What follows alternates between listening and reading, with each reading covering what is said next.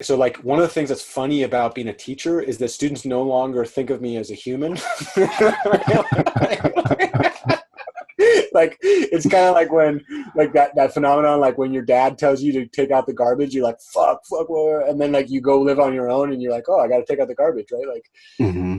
or like, have you heard this one? Like you go away to college and your parents get smarter. No, I haven't heard of that one. Yeah, so like I went to college and I came home and my dad somehow like knew more about the world. Mm-mm. Yeah, because all of a sudden I was learning about shit that he already knew. Oh, yes. Okay, makes sense. Right.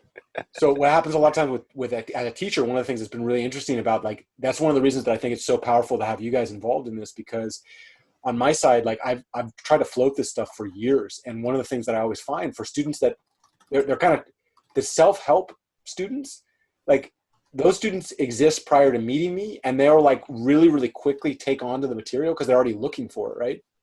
But then there's a whole group of students that really the students that need it the most are the least likely to take it on, right?